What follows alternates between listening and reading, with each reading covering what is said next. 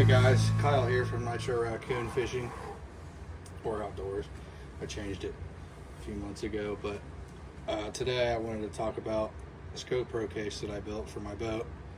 Because if you fish from a boat long enough, you've either lost gear in the water or you're about to. So here's why I needed the case, what I did to it. Why I needed a dedicated GoPro case. Backpacks are cool. They fit easier in places, but they get wet and they sink immediately. So I wanted something that floats, especially because I don't always feel like wearing my camera gear or having it set up throughout the day. And when I don't feel like having it set up, losing it or dumping it or damaging it, ruining footage, I just would rather put it in a hard case. That way I know it's safe.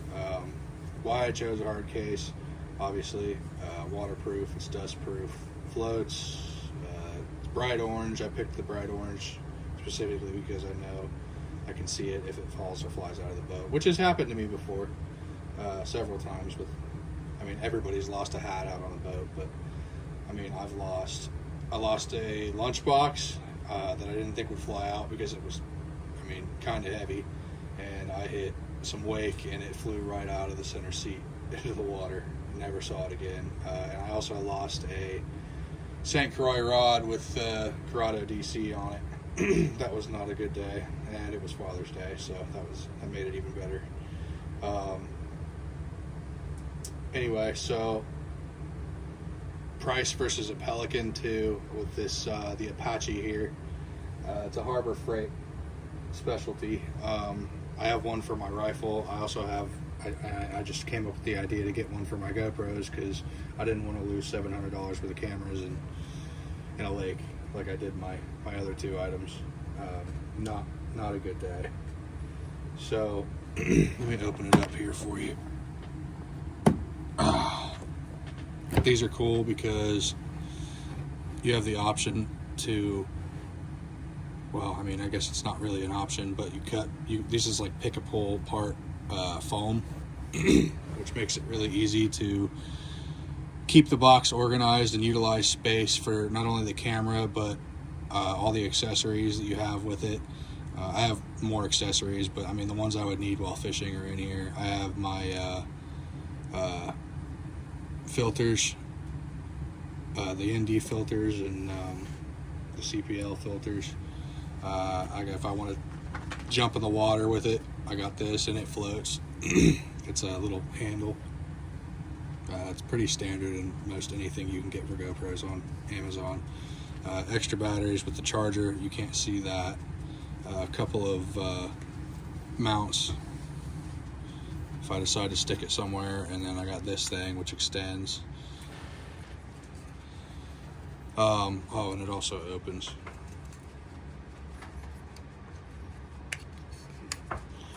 Good for like vlogging and stuff like that, which I would not be doing on a boat, but oh well, it's in there.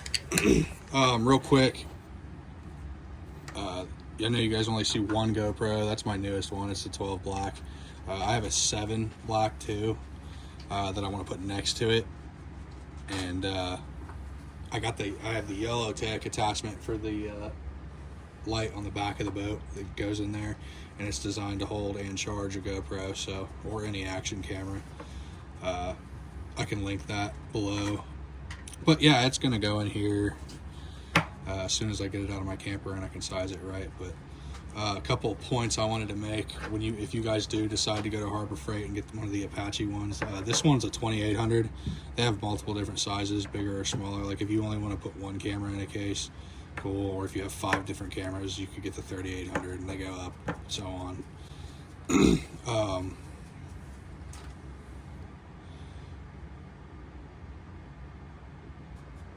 Let's just talk about I want to plan the layout before you cut the foam. I didn't really like outline everything. I would set it there and then kind of like break the foam apart around it and then pull it. It looks good. I think I did a good job. But pre-molded, if you like, you can get cases that are pre-molded for GoPros, but they cost more. and you can get cases that you can cut to fit different things out.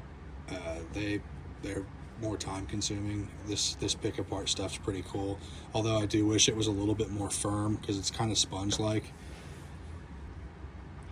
How long it actually took me was, I'd say 10 minutes. Like that's all it takes, and you can fit all your stuff in there. I would suggest utilizing as much space as you can, because on my rifle case I kind of rushed it, and like space that I wish I could have like made for other things by not measuring, like put everything up in the case before you pick it apart. That way you're sure exactly where everything can go, because I mean, they make a lot of stuff for GoPros, and I'm pretty sure with what I have in here that I'd be set for a day out on the lake. And minus, I might put a charge pack in there somewhere, like a smaller one to keep the GoPro charged if somehow magically I kill all 3 batteries, which isn't hard to do with GoPros. But yeah, just make sure you're careful with the space you have. The reason why I went with a 2800 is because I didn't want it to take up too much space on the boat, because the 3800's like,